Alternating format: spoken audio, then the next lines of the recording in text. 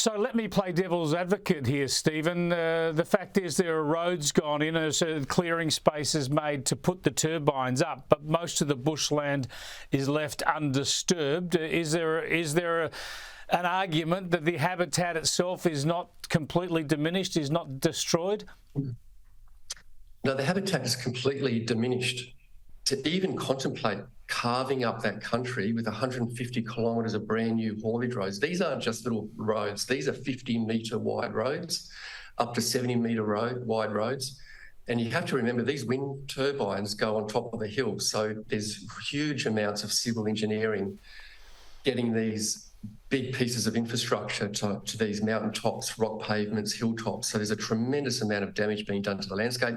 Stephen, you talk about companies looking to find the cheapest options closest to transmission lines. We understand that. But do you get the sense also that in choosing these wilderness areas, they're actually deliberately avoiding the cleared, settled areas because that way they might get less resistance from landholders who don't want to look out and see windmills in their areas? Yeah, and that's right. So what we're trying to say to the state is actually come up with a plan. Don't leave it up to big industry to cherry pick where they want to go. That means having a master plan for the state of Queensland that has areas that are no-go zones. So places of cultural significance, places of high biodiversity, they're all no-go zones, and the balance of areas, and there's vast areas that are cleared, degraded, that are still okay for the rollout of renewable.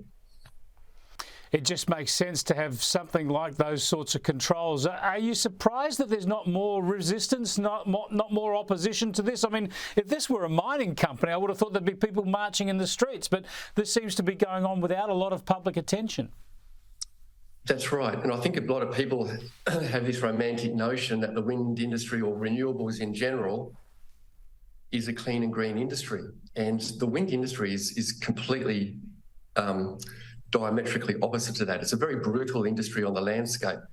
So people see wind turbines in rolling sheep fields of Scotland or Scandinavia, but when you move that industry into Australian bushland, it's actually quite a brutal industry in terms of land clearing and civil earthworks. So people really need to understand that when they're fighting for climate action and they want renewable energy, there are serious consequences with renewables. I've been an environmental campaigner all my life. I've fought for forests that are far less significant than what I'm seeing destroyed right now. The Lotus Creek wind farm should never have been approved. It's a complete disaster.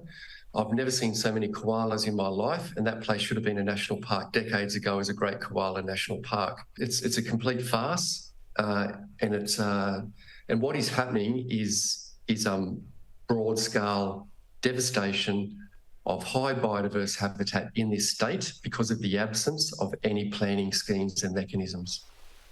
Stephen, thanks so much for opening our eyes to this issue. Yeah, no worries. Well, thanks, Chris. Thanks for having me.